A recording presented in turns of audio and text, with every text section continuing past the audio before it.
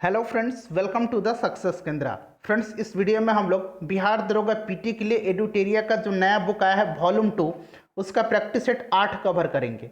इससे पहले ऑलरेडी हम लोगों ने सेट नंबर 1 से लेकर के 7 तक को कवर कर लिया था। अगर आपने नहीं देखा है तो देख लीजिएगा, सभी वीडियोस का लिंक आपको इस वीडियो के डिस्क्रिप्शन बॉक्स में मिल जाएगा। और फ्रेंड्स, चैनल पर अगर आप पहली बार आए हैं तो चैनल को सब्सक्राइब कर लीजिए, साथ ही साथ बेल आइकन को जरूर प्रेस कर लीजिएगा ताकि जब भी बिहार दरोगा से संबंधित इंपॉर्टेंट वीडियो अपलोड किया जाए उसका नोटिफिकेशन सबसे पहले आपके पास पहुंच जाए। तो चलिए फ्रेंड्स, बिना देरी किए हुए आज का सेशन स्टार्ट करते हैं। वीडियो को लाइक और शेयर जरूर कर दीजिएगा। फ्रेंड्स, आज का सेशन का पहला क्वेश्चन देखिए, सक्षम अभियान की शुरुआत निम्न में से किस मंत्रालय के द्वारा की गई है। फ्रेंड्स, पूरी डिटेल में मैं आपको यहाँ पर आंसर बताऊंगा, तो ध्यान दीजिएगा। पेट्रोलियम और प्राकृतिक गैस मंत्रालय ने हरित और स्वच्छ ऊर्जा के बारे में जागरूकता फैलाने के लिए सक्षम अभियान चालू किया है। Right answer option number B हो जाएगा, पेट्रोलियम एवं प्राकृतिक गैस मंत्रालय। अगर हम बात करें पेट्रोलियम एवं प्राकृतिक गैस मंत्री कौन है वर्तमान में, तो धर्मेंद्र प्रधान है, ध्यान रखेंगे। नेक्स्ट क्वेश्चन देखिए, वर्ष 2020 के लिए WTA player of the year award किस टेनिस खिलाड़ी को दिया गया है। तो काफी इंपॉर्टेंट क्वेश्चन है। WTA player of the year award दिया गया है सोफिया केनिन को। सोफिया केनिन कहाँ की है फ्रेंड्स, ध्यान रखिएगा, ये अमेरिका की है। क्लियर। चलिए नेक्स्ट क्वेश्चन देखिएगा कि दिसंबर 2020 में भारत और किस देश ने पर्यावरण और जैव विविधता संरक्षण के क्षेत्र में समझौता ज्ञापन पर हस्ताक्षर किया है। तो राइट आंसर इसका हो जाएगा option number D, Finland. Finland की राजधानी पूछा जाता है, तो याद रखेंगे हेलसिंकी है। कहाँ है फ्रेंड्स, हेलसिंकी है। फिनलैंड के प्रधानमंत्री कौन है, काफी इंपॉर्टेंट है, इनका नाम है सना मरीन। ठीक है, सना मरीन, ये सबसे युवा प्रधानमंत्री हैं, ध्यान रखिएगा। उसके बाद नेक्स्ट क्वेश्चन देखिए कि किस राज्य की नोंगपोक सिकमाई पुलिस स्टेशन को केंद्रीय गृह मंत्रालय के द्वारा भारत का सर्वश्रेष्ठ पुलिस स्टेशन चुना गया है। सही आंसर ऑप्शन नंबर ए, मणिपुर हो जाएगा। फ्रेंड्स, वीडियो के लास्ट में आप सभी लोग अपना अपना स्कोर जरूर कमेंट करके बताएंगे। पूर्ण रूप से जैविक प्रदेश बनने वाला देश का पहला केंद्र शासित प्रदेश कौन है। केंद्र शासित प्रदेश पूछा जा रहा है, तो केंद्र शासित प्रदेश लक्षद्वीप हो जाएगा। अगर वहीं राज्य पूछा जाता पूर्ण रूप से जैविक राज्य कौन सा बना है पहला, तो फ्रेंड्स ये सिक्किम हो जाता। नेक्स्ट क्वेश्चन देखिए, द बैटल ऑफ बिलोंगिंग पुस्तक के लेखक कौन है। तो द बैटल ऑफ बिलोंगिंग पुस्तक के लेखक हैं शशि थरूर। क्वेश्चन नंबर 7 देखिए फ्रेंड्स, क्वेश्चन नंबर 7 है हमारा कि all England open badminton championship 2020 की महिला एकल खिताब की विजेता निम्न में से कौन है। महिला एकल पूछा जा रहा है, तो राइट आंसर हो जाएगा ताई जू यिंग। ये ताइवान की है। कहाँ की है फ्रेंड्स, ताइवान की। अगर बात किया जाए पुरुष एकल विजेता, तो पुरुष एकल का खिताब किसने जीता है, मैं यहाँ लिख देता हूँ, उनका नाम है फ्रेंड्स विक्टर। विक्टर के से लिखा गया है, विक्टर। उसके बाद AXELSEN, विक्टर एलेक्सेन। ठीक है, ध्यान रखिएगा। नेक्स्ट क्वेश्चन देखिए, अर्जुन पुरस्कार 2020 के विजेता विशेष भृगवंशी का संबंध किस खेल से है। तो फ्रेंड्स, इनका संबंध बास्केटबॉल से है। बास्केटबॉल में खिलाड़ियों की संख्या कितनी होती है, जरा आप कमेंट करके मुझे अभी बता दीजिए। नेक्स्ट क्वेश्चन देखिए कि हाल ही में किसे वर्ल्ड इंटेलेक्चुअल प्रॉपर्टी ऑर्गेनाइजेशन का महानिदेशक नियुक्त किया गया है। तो आपने सुना होगा world intellectual property organisation, WIPO short में। तो महानिदेशक इसके नियुक्त किए गए हैं फ्रेंड्स कौन, राइट आंसर हो जाएगा डैरेन टैंग। ये कहाँ के हैं, ये सिंगापुर के हैं, याद रखिएगा। फ्रेंड्स, अगर हम बात करें विपो का यानी कि WIPO world intellectual property organisation, इसकी स्थापना कब हुई थी, तो 1967 में की गई थी। इसका हेडक्वार्टर कहाँ है फ्रेंड्स, तो जेनेवा स्विट्जरलैंड में है। क्लियर। और इस वर्ष यानी कि 2021 में वर्ल्ड इंटेलेक्चुअल प्रॉपर्टी इंडेक्स में भारत का स्थान जो रहा है वो 40वां रहा है, ये भी आप ध्यान रखेंगे। जल शक्ति मंत्रालय द्वारा नवंबर 2020 में दूसरे राष्ट्रीय जल पुरस्कार 2019 प्रदान किए गए हैं। इसमें किस राज्य ने प्रथम पुरस्कार प्राप्त किया है, तो राइट आंसर हो जाएगा तमिलनाडु, ध्यान रखिएगा फ्रेंड्स। नेक्स्ट क्वेश्चन देखिए, नवंबर 2020 में किस वाद्य यंत्र के मशहूर वादक TN कृष्णन का निधन हो गया है। तो ये किस वाद्य यंत्र से संबंधित है, वायलिन से। Option number D right answer हो जाएगा। उसके बाद देखिए, विश्व सुनामी जागरूकता दिवस किस तिथि को मनाया जाता है। तो फ्रेंड्स, ये मनाया जाता है 5 नवंबर के दिन। 27वें सिंगापुर भारत द्विपक्षीय समुद्री अभ्यास सिमेक्स, यहाँ मैं लिख देता हूँ सिम्बेक्स, ठीक है, का जो है 20वां संस्करण था। इसका आयोजन कहाँ किया गया। देखिए फ्रेंड्स, सिम्बेक्स का फुल फॉर्म मैं बता देता हूँ, Singapore India maritime bilateral exercise. Singapore India maritime bilateral exercise, clear है। इसकी शुरुआत 1994 से की गई है और इसका जो अभी आयोजन किया गया था ये अंडमान सागर में किया गया था। Option number C correct answer हो जाएगा। उसके बाद 14 नंबर क्वेश्चन देखिए। और फ्रेंड्स मेरे पढ़ाने का तरीका अगर आपको पसंद आ रहा है, मैं एक्सप्लेन कर रहा हूं ताकि आपके एक प्रश्न के साथ साथ कई प्रश्न कवर हो जाएं। तो फ्रेंड्स प्लीज़ वीडियो को लाइक जरूर करें और सेशन जब समाप्त होता है तो वीडियो को शेयर जरूर कर दीजिएगा। हाल ही में कहाँ भारत डच संयुक्त कृषि कार्य योजना के तहत सब्जियों एवं फूलों के उत्कृष्टता केंद्र का शुभारंभ किया गया है? तो फ्रेंड्स ये कहाँ किया गया है? केरल में किया गया। Option number A right answer हो जाएगा। हाल ही में केरल में विधानसभा चुनाव हुआ है और फिर से वहां के मुख्यमंत्री पिनराई विजयन बन जाएंगे। ठीक है। नेक्स्ट क्वेश्चन देखिएगा कि वैश्विक भूख सूचकांक ग्लोबल हंगर इंडेक्स 2020 में भारत का स्थान पूछा गया है। तो भारत का स्थान इसमें क्या रहा है फ्रेंड्स? ध्यान रखेंगे 94 रहा है। उसके बाद देखिए एशियन पैरा खेल 2022 का शुभंकर होगा। तो देखिए एशियन पैरा खेल 2022 इसका आयोजन चीन के हंगजू शहर में होगा। ये इसका चौथा संस्करण होगा। और एशियन गेम, ठीक है, एशियाई खेल का आयोजन भी हांगजू में ही होगा 2022 में और उसका जो होगा ये 19वां संस्करण होगा। देखिए एशियन पैरा खेल का शुभंकर है फेई फेई। क्या है फ्रेंड्स? फेई फेई है। अगर हम एशियन गेम्स की बात करें तो उसका शुभंकर क्या हो जाएगा? उसका शुभंकर एक रोबोट है, कॉन्ग कॉन्ग, लियन लियन और चेन चेन। क्लियर? ध्यान रखिएगा। नेक्स्ट क्वेश्चन देखिए कि हाल ही में किस देश ने हेली लिफ्ट अंगारा A5 स्पेस रॉकेट का सफल परीक्षण किया है?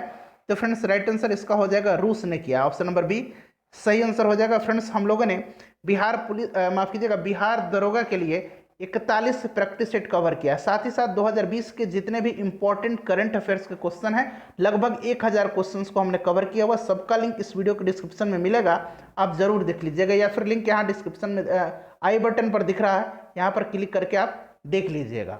देखिए फ्रेंड्स नेक्स्ट क्वेश्चन हमारा है कि दिसंबर 2020 में किस देश के द्वारा जलवायु आपातकाल की घोषणा की गई? तो ये किया गया न्यूजीलैंड के द्वारा। न्यूजीलैंड की प्रधानमंत्री कौन है?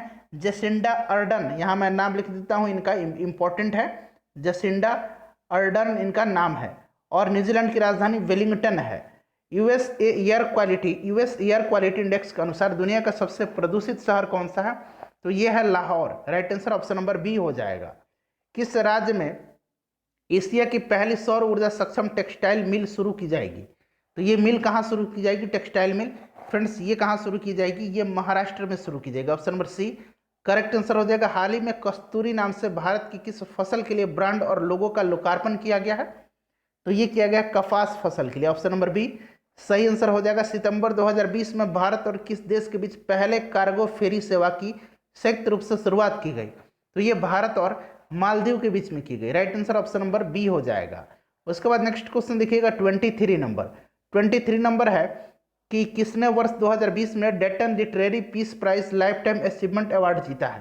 तो Dayton literary peace prize life time achievement award 2020 में मार्गरेट एडवुड को दिया गया। Option number A right answer हो जाएगा। नीति आयोग के द्वारा दिसंबर 2020 के लिए फरवरी 2021 में जारी महत्वाकांक्षी जिलों की सूची में शीर्ष स्थान निम्न में से किस जिले को प्राप्त हुआ है? तो फ्रेंड्स ये प्राप्त हुआ है Shravasti. Option D right answer हो जाएगा उत्तर प्रदेश के श्रावस्ती को। नेक्स्ट क्वेश्चन देखिएगा कि किस मंत्रालय के द्वारा एक टोल फ्री मानसिक स्वास्थ्य पुनर्वास हेल्पलाइन सेवा किरण का शुभारंभ किया गया है? तो यह जो हेल्पलाइन सेवा है किरण, इसका शुभारंभ किया गया है सामाजिक न्याय और अधिकारिता मंत्रालय के द्वारा। अगर हम बात करें सामाजिक न्याय और अधिकारिता मंत्री कौन है वर्तमान में? तो थावरचंद गहलोत हैं।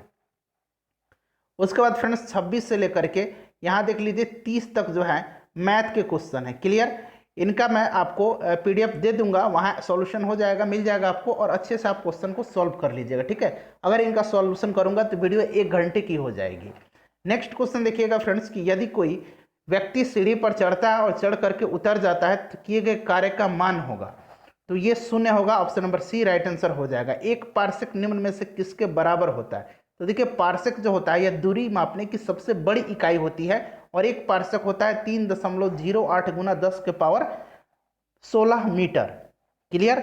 चलिए नेक्स्ट क्वेश्चन देखिएगा कि निम्न में से कौन एक अदिश राशि नहीं है? नहीं पूछा गया है तो चुंबकीय क्षेत्र जो है अदिश राशि नहीं है। नेक्स्ट क्वेश्चन देखिएगा कि निम्न में से किस स्थिति में ध्वनि का वेग अधिकतम होगा? तो ध्वनि का वेग जो है यह 27 डिग्री सेंटीग्रेड आर्द्र वायु पर होगा। क्लियर है? नेक्स्ट क्वेश्चन देखिए चुंबकीय क्षेत्र का एसआई मात्रक क्या होता है? फ्रेंड्स जो इजी क्वेश्चन है जहां एक्सप्लेनेशन की आवश्यकता नहीं है वहाँ हम बेकार का टाइम ज़ाया नहीं करेंगे। क्लियर। देखिए एसआई मात्रक चुंबकीय क्षेत्र का आप सभी को पता है, राइट आंसर क्या हो जाएगा, टेस्ला। उसके बाद देखिए फ्रेंड्स, यदि 200 वाट के बल्ब प्रतिदिन 5 घंटे जलता है तो 10 दिन में कितनी यूनिट बिजली खपत होगी। तो ये तरीका मैंने बताया था, वो जितना भी दिया हो सबको मल्टीप्लाई कर दीजिए, ठीक है। 5 दिन 10 घंटा और उसको 1000 से डिवाइड कर दीजिए। तो देखिए 3 जीरो से ऊपर के 3 जीरो कैंसिल हो गए, 5 बचा और 2 बचा, तो 5 गुना 10 यूनिट राइट आंसर इसका हो जाएगा। किसी वस्तु को पृथ्वी से चंद्रमा पर ले जाया जाए तो उसके द्रव्यमान पर क्या प्रभाव पड़ेगा। द्रव्यमान कभी चेंज नहीं होता है, अपरिवर्तित रहेगा। राइट आंसर ऑप्शन नंबर इसका ए हो जाएगा। जब पानी में नमक मिलाया जाता है तो क्वथनांक और गलनांक पर क्या प्रभाव पड़ता है। तो नमक जब भी मिलाया जाता है पानी में तो उसका क्वथनांक बढ़ जाता है और गलनांक घट जाता है। तो क्वथनांक बढ़ जाएगा और गलनांक घट जाएगा। उसके बाद 39 नंबर क्वेश्चन देखिए। 39 नंबर क्वेश्चन है कि निम्नलिखित में से कौन सी घटना जो केवल प्रकाश में होती है, ध्वनि में नहीं। ध्रुवन पोलराइजेशन आपने सुना होगा, ऑप्शन नंबर डी, ये केवल जो है प्रकाश में होती है, यह ध्वनि की घटना नहीं है। स्थिर अनुपात का नियम किस वैज्ञानिक ने दिया था। तो फ्रेंड्स इसको दिया था जोसेफ प्राउस्ट ने, option number C right answer हो जाएगा। ध्यान रखेंगे CO2 में निम्न में से किस प्रकार का प्रसंस्करण पाया जाता है, हाइब्रिडाइजेशन पाया जाता है। तो फ्रेंड्स ये SP पाया जाता है, option number A correct answer हो जाएगा। परमाणु रिएक्टर में विमंदक का कार्य क्या होता है। तो विमंदक का कार्य होता है और नियंत्रक का कार्य। तो विमंदक का कार्य करता है भारी जल और graphite, option number D right answer हो जाएगा। नियंत्रक का जो कार्य करता है, नियंत्रक छड़ के रूप में कैडमियम और बोरोन का छड़ लगाया जाता है, ठीक है, ध्यान रखेंगे। उसके बाद देखिए निम्न में से कौन ऑक्सीकारक तथा अवकारक दोनों की तरफ व्यवहार करता है। तो HNO2 करता है, H2O2 हाइड्रोजन पर ऑक्साइड भी ऑक्सीकारक और अवकारक की तरह व्यवहार करता है, ये भी आप ध्यान रखेंगे। उसके बाद देखिए पटाखे में लाल रंग किसके कारण से होता है। तो देखिए पटाखे में लाल रंग होता है स्ट्रोंसियम के कारण से। हरा रंग किसके कारण से होता है, बेरियम के कारण से होता है। पीला रंग किसके कारण से होता है, पीला रंग भी पूछा जाता है, तो याद रखेंगे सोडियम नाइट्रेट के कारण। किसके कारण से, सोडियम नाइट्रेट के कारण से पीला रंग होता है। इंपॉर्टेंट हो सकता है पहली बार आपको मिला हो, ध्यान रखिएगा। निम्न में से कौन सा कोशिकांग जंतु कोशिका में नहीं पाया जाता है। प्लीज फ्रेंड्स वीडियो को अगर आपने अब तक नहीं लाइक किया है तो लाइक कर दीजिए और शेयर जरूर कर दीजिएगा। जितने भी वीडियो हम लोगों ने बिहार दरोगा के लिए कवर किया है सबका लिंक आपको डिस्क्रिप्शन में मिलेगा, जरूर देख लेंगे। PDF आपको टेलीग्राम पर मिल जाएगा, टेलीग्राम का लिंक डिस्क्रिप्शन में है। तो ये कोशिकांग है रसधानी। रसधानी जो है केवल पादप कोशिका में पाया जाता है, जंतु कोशिका में नहीं पाया जाता है। कौन सा एंजाइम वसा को वसीय अम्ल तथा ग्लिसरॉल में परिवर्तित करता है। तो फ्रेंड्स ये करता है लाइपेज। लाइपेज ऑप्शन में नहीं है, option number D correct answer हो जाएगा। ऊपर में से कोई नहीं। कॉकरोच में हृदय कोष्ठों की संख्या कितनी होती है। तो कॉकरोच में कितने चैम्बर होते हैं, तो राइट आंसर 13 हो जाएगा। मनुष्य में 4 होता है, आपको पता होगा। रक्त बिंबाणु का जीवन काल, तो इनका जीवन काल जो होता है 3 से 5 दिन का होता है, option number B right answer हो जाएगा। 49 नंबर देख लीजिए कि अमीबा में किस प्रकार का अलैंगिक जनन पाया जाता है। देखिए एक बात तो क्लियर होगा, अमीबा में अलैंगिक जनन पाया जाता है, किस प्रकार का। तो राइट आंसर इसका हो जाएगा फ्रेंड्स विखंडन। विखंडन के द्वारा जो है अमीबा में अलैंगिक जनन होता है। हड़प्पा सभ्यता के किस स्थल से उन्नत जल प्रबंधन व्यवस्था का साक्ष्य प्राप्त हुआ है। तो यह जगह जो है उसका नाम है Dholavira, option number B right answer हो जाएगा। उत्तर मीमांसा दर्शन के प्रवर्तक कौन है। तो फ्रेंड्स देखिए दर्शन टोटल कितने प्रकार के हैं। तो दर्शन टोटल जो है ये 7 प्रकार के हैं। देखिए कौन कौन से दर्शन, तो चार्वाक, योग, सांख्य, न्याय, पूर्व मीमांसा, उत्तर मीमांसा और वैशेषिक। चार्वाक दर्शन के प्रवर्तक कौन है, चार्वाक हैं। योग दर्शन के प्रवर्तक कौन है, पतंजलि हैं। सांख्य दर्शन के प्रवर्तक कपिल हैं। न्याय दर्शन के प्रवर्तक गौतम हैं। पूर्व मीमांसा दर्शन के प्रवर्तक जैमिनी हैं। उत्तर मीमांसा दर्शन के प्रवर्तक बादरायण हैं। और वैशेषिक दर्शन के जो प्रवर्तक हैं वो कनाद हैं। कनाद ध्यान रखेंगे, ठीक है, यहाँ लिखा भी हुआ है। नेक्स्ट क्वेश्चन देखिए, हाटक निम्न में से किस महाजनपद की राजधानी थी। फ्रेंड्स अगर आपने हमारा ट्रिक वाला वीडियो नहीं देखा है जिसमें हम लोगों ने 16 महाजनपदों को जितनी भी राजधानियां हैं ट्रिक से याद किया, आप एक बार वीडियो को देख लीजिए, आप आजीवन नहीं भूलेंगे। हमारा नया चैनल है 5 मिनट जीके जीएस, आप सर्च कीजिए 5 मिनट जीके जीएस। फ्रेंड्स वहां आपको यह ट्रिक मिल जाएगा, ट्रिक वाला वीडियो, या फिर लिंक मैं डिस्क्रिप्शन में दे दूंगा, जरूर देख लीजिएगा। तो हाटक जो है यह किस महाजनपद की राजधानी, Kamboja, option number B right answer हो जाएगा। उसके बाद देखिए किसने अवंती के शासक चंड प्रबोध के इलाज के लिए अपने राजवैद्य जीवक को भेजा था। तो देखिए फ्रेंड्स, अवंती के शासक जब चंड प्रबोध पांडु रोग से जब ग्रसित हो गए तो बिंबिसार ने अपने राजवैद्य जीवक को भेजा था। किसने? बिंबिसार ने। Option number B right answer हो जाएगा। भारत में कुषाण वंश की स्थापना किसने की थी? तो ये क्या था? कुजुल कडफिसस ने। सबसे प्रतापी शासक कुषाण वंश का कनिष्क था। उसके बाद देखिए तुगलकनामा की रचना किसने की है? तो ये अमीर खुसरो ने की है। Option number D right answer इसका हो जाएगा। नेक्स्ट क्वेश्चन देख लीजिए कि दिल्ली सल्तनत के किस शासक को गुलाम का गुलाम कहा जाता है? आसान क्वेश्चन है, आपको पता होगा, कुतुबुद्दीन ऐबक को कहा जाता है। ठीक है, गुलाम वंश का संस्थापक था ये। दारुल सफा की स्थापना किसने की थी? तो यह एक अस्पताल था, इसकी स्थापना फिरोज शाह तुगलक ने किया था। फारसी यात्री अब्दुल रज्जाक ने किसके शासनकाल में विजयनगर की यात्रा की थी? तो ध्यान रखिएगा ये फारसी यात्री था अब्दुल रज्जाक, और यह आया था देवराय द्वितीय के दरबार में। Option number B right answer हो जाएगा। निकोलो कोंटी आपने सुना होगा। निकोलो कोंटी इटली का यात्री था और वह आया था देवराय प्रथम के दरबार में। कृष्णदेव राय के दरबार में कौन आया था? तो डोमिंग पायस और बारबोसा। ध्यान रखिएगा।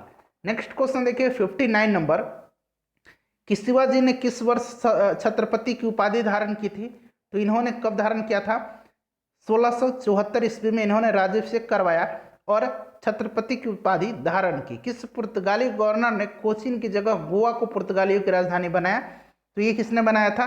नीना डी कुन्हा ने बनाया था। Option number C right answer हो जाएगा। अंग्रेजों एवं फ्रांसीसियों के बीच पेरिस की संधि कब हुई थी? तो फ्रेंड्स ये हुई थी 1763 ईस्वी में। Option number D right answer हो जाएगा। तत्वबोधिनी सभा की स्थापना किसके द्वारा की गई थी? तो तत्वबोधिनी सभा की स्थापना देवेंद्रनाथ टैगोर के द्वारा की गई थी 1839 ईस्वी में। यह भी आप ध्यान रखेंगे। महात्मा गांधी और भीमराव अंबेडकर के मध्य पूना समझौता, कई बार आपने पढ़ा होगा, इसके बारे में डिटेल बताने की मुझे आवश्यकता भी नहीं है। 24 सितंबर 1932 को हुआ था। Right answer option number B हो जाएगा। उसके बाद देखिए किस भारतीय राज्य की सीमा म्यांमार से नहीं लगती है? तो म्यांमार की सीमा भारत के 4 राज्यों से लगती है। आंध्र प्रदेश, माफ कीजिएगा, अरुणाचल प्रदेश, नागालैंड, मणिपुर और मिजोरम। अरुणाचल प्रदेश, नागालैंड, मिजोरम और मणिपुर से 4 राज्य यहाँ दिए हुए हैं। त्रिपुरा से नहीं लगती है। त्रिपुरा 3 ओर से बांग्लादेश से घिरा हुआ है। गॉडविन ऑस्टिन पर्वत श्रृंखला किस पर्वत श्रेणी में स्थित है? पर्वत शिखर जो है गॉडविन ऑस्टिन किस पर्वत श्रेणी में स्थित है? तो राइट आंसर हो जाएगा काराकोरम। जुकू घाटी किस राज्य में स्थित है? देखिए फ्रेंड्स, जुकू वैली जो है यह नागालैंड और मणिपुर की सीमा पर स्थित है।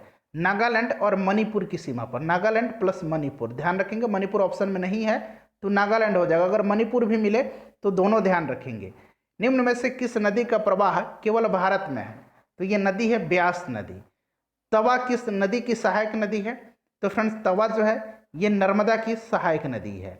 उसके बाद 69 नंबर देखिए कि उत्तरी पूर्वी मानसून से सबसे अधिक वर्षा किस राज्य में होती है? तो उत्तरी पूर्वी मानसून को लौटती हुई मानसून भी कहा जाता है। ठीक है, लौटती हुई मानसून भी कहा जाता है। और इससे जो है तमिलनाडु के तटीय भागों में जाड़े के दिन में यानी कि जनवरी फरवरी में वर्षा होती है। पश्चिमी विक्षोभ के कारण उत्तर भारत के मैदानी भागों में वर्षा होती है। ठीक है, ध्यान रखेंगे। मेटूर परियोजना किस नदी पर स्थित है? तो ये कावेरी नदी पर है। कावेरी नदी पर तमिलनाडु में। तातीपा का तेल परिशोधनशाला किस राज्य में स्थित है? तो फ्रेंड्स यह आंध्र प्रदेश में है और यह ओएनजीसी का एक उपक्रम है। ठीक है, नेक्स्ट क्वेश्चन देखिए 2011 की जनगणना के अनुसार भारत में सबसे अधिक शहरी जनसंख्या निम्न में से किस राज्य में है? देखिए फ्रेंड्स, शहरी जनसंख्या पूछा जा रहा है तो शहरी जनसंख्या यानी कि नगरीय जनसंख्या पूछा जा रहा है तो सबसे अधिक जो है ये किस राज्य में है? महाराष्ट्र में। नगरीय जनसंख्या प्रतिशत अगर पूछा जाता किस राज्य में है तो गोवा हो जाता। सबसे कम अगर पूछा जाता कि शहरी जनसंख्या किस राज्य में है तो सिक्किम में है। ये भी आप ध्यान रखेंगे। नेक्स्ट क्वेश्चन देखिए कि भारत का सबसे बड़ा जैवमंडल आरक्षित क्षेत्र कौन सा है? तो यह है कच्छ का रण। ऑप्शन नंबर बी, ऑप्शन में सी राइट आंसर हो जाएगा कच्छ का रण। लोही एक नस्ल है तो लोही जो है फ्रेंड्स यह एक भेड़ का नस्ल है। Option number A right answer हो जाएगा। भारतीय संविधान में संशोधन एवं शक्ति की प्रक्रिया का वर्णन निम्नलिखित में से किस अनुच्छेद में है? तो यह भाग 20 में आर्टिकल 368 में है। भाग 20 में दक्षिण अफ्रीका के संविधान से संविधान संशोधन की प्रक्रिया ली गई है। किस राज्य में यदि राष्ट्रपति शासन लागू हो किसी राज्य में तो यह अधिकतम कितने समय तक बढ़ाया जा सकता है? तो यह अधिकतम जो पूछा जा रहा है तो यह 3 वर्ष के लिए बढ़ाया जा सकता है। Option number C correct answer हो जाएगा। किसी राज्य में राष्ट्रपति शासन की घोषणा को मंजूरी देने वाला प्रस्ताव संसद के दोनों सदनों द्वारा निम्न में से किस बहुमत द्वारा पारित किया जाता है? तो अब सभी को पता है यह साधारण बहुमत के द्वारा। Option number A right answer हो जाएगा। 78 नंबर देखिए कि संसदीय प्रक्रिया में शून्यकाल के संदर्भ में निम्नलिखित कथनों में से क्या सही नहीं है? तो शून्यकाल जो होता है ये प्रश्नकाल का बाद का समय होता है। तो right answer option number D जो है गलत लिखा। देखिए शून्यकाल प्रश्नकाल के पहले नहीं बाद होता है। ठीक है, नेक्स्ट क्वेश्चन देखिए निम्न में से कौन सुमेलित नहीं है? तो इसमें से संविधान संशोधन की प्रक्रिया जो है अभी मैंने बताया ये भाग 20 में है, भाग 21 में नहीं है। तो right answer option number C सुमेलित नहीं है।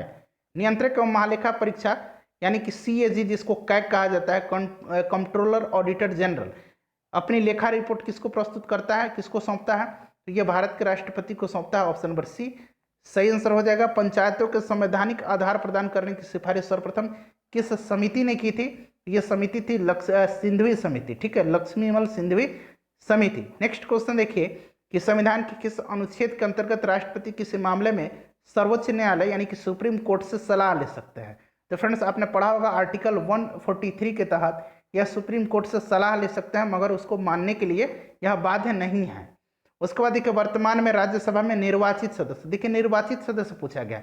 वर्तमान में राज्यसभा में कितने सदस्य हैं? 545। अधिकतम कितना हो सकता है? माफ कीजिएगा 245 है। अधिकतम कितना हो सकता है? अधिकतम 250 हो सकता है। क्लियर है? राज्यसभा में निर्वाचित पूछा गया तो निर्वाचित कितने हैं? निर्वाचित होते हैं 233 और 12 जो है राष्ट्रपति के द्वारा मनोनीत किए जाते हैं, तो 45 हो गया। अधिकतम 250 होता है, ध्यान रखिएगा। उसी प्रकार अगर लोकसभा में बात करें तो अधिकतम 552 होता है, जिसमें से फ्रेंड्स अगर हम बात करें तो 552 में से 530 सदस्य जो होते हैं, ध्यान दीजिएगा, हाँ 552 में से इसमें से जो होते हैं 530 सदस्य जो है निर्वाचित होते हैं। 530 सदस्य राज्य से और 13 सदस्य कहाँ से? केंद्र शासित प्रदेश से। तो 543 हो गया और 2 राष्ट्रपति के द्वारा एंग्लो इंडियन से 545। क्लियर हो गया। नेक्स्ट क्वेश्चन देखिए कि निम्न में से कौन सा विषय समवर्ती सूची के अंतर्गत नहीं आता है? तो शिक्षा, स्वास्थ्य, वन परियोजना, परिवार नियोजन ये सभी आते हैं। पंचायती राज यानी कि स्थानीय स्वशासन आपने पढ़ा होगा, राज्य का विषय है। स्थानीय स्वशासन का जनक भारत में किसको माना जाता है? लॉर्ड रिपन को माना जाता है। और फ्रेंड्स आपने पढ़ा भी होगा आर्टिकल 40 में कहा गया है कि राज्य जो है पंचायती राज का गठन करेगा। नेक्स्ट क्वेश्चन देख लीजिए, ग्राम पंचायत की बैठक का आयोजन किया जाना अनिवार्य है? तो करेक्ट आंसर हो जाएगा 2 माह में कम से कम एक बार। 86 नंबर क्वेश्चन देखिएगा कि ग्राम पंचायत की बैठक हेतु गणपूर्ति यानी कि कोरम आवश्यक है? तो सदस्यों की कुल संख्या का आधा। Option number A right answer हो जाएगा। उसके बाद देखिए भारत में मिश्रित अर्थव्यवस्था का अर्थ है? तो फ्रेंड्स इसका अर्थ है राष्ट्रीय अर्थव्यवस्था में सार्वजनिक क्षेत्र के साथ साथ निजी क्षेत्र का भी विद्यमान होना, यही मिश्रित अर्थव्यवस्था का मतलब है। भारत में राष्ट्रीय आय की गणना कौन करता है? तो आप सभी को पता है यह गणना करता है केंद्रीय सांख्यिकी कार्यालय। निम्न में से कौन सा सही है? तो पढ़ लीजिए कौन सा सही है। तो फ्रेंड्स इसमें से जो है आर्थिक समृद्धि अर्थव्यवस्था के मात्रात्मक परिवर्तनों को परिवर्तित करती है। बिल्कुल सही है। आर्थिक विकास अर्थव्यवस्था में मात्रात्मक परिवर्तनों के साथ साथ गुणात्मक परिवर्तनों को भी प्रदर्शित करती है। तो देखिए कथन 1 और 2 दोनों सही हैं। उसके बाद देखिए वैश्विक वित्तीय स्थिरता रिपोर्ट जारी कौन करता है? तो यह रिपोर्ट कौन जारी करता है? अंतर्राष्ट्रीय मुद्रा कोष। Right answer option number D हो जाएगा, international monetary fund. Next question देखिएगा कृष्ण क्रांति यानी कि ब्लैक रिवॉल्यूशन किससे संबंधित है? फ्रेंड्स भूरी क्रांति आप जरा कमेंट करके बताइए कि भूरी क्रांति का संबंध किससे है? कृष्ण क्रांति का संबंध पेट्रोलियम उत्पादन से है। क्लियर है। नेक्स्ट क्वेश्चन देखिएगा, बाकी आपको पता है दुग्ध उत्पादन, सफेद क्रांति, पीली क्रांति, सरसों उत्पादन या तेल उत्पादन। निम्न में से कौन सा एक Akhil Bharatiya electronic trading portal है जो कि कृषि से संबंधित उपजों के लिए एक एकीकृत राष्ट्रीय बाजार का निर्माण करता है? तो ये इसका नाम है ई नाम। Option number D right answer हो जाएगा। स्वतंत्र भारत की प्रथम औद्योगिक नीति की घोषणा कब की गई थी?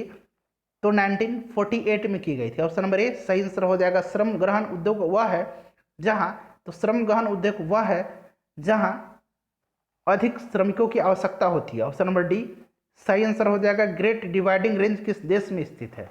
तो फ्रेंड्स यह स्थित है ऑस्ट्रेलिया में। Right answer option number C हो जाएगा। रीगा निम्न में से किस देश की राजधानी? तो रीगा जो है यह यूरोपीय देश लातविया की राजधानी। Option number C correct answer हो जाएगा, लातविया की राजधानी। निम्न में से कौन एक भू आवेशित यूरोपीय देश नहीं है? तो राइट आंसर इसका हो जाएगा लिथुआनिया।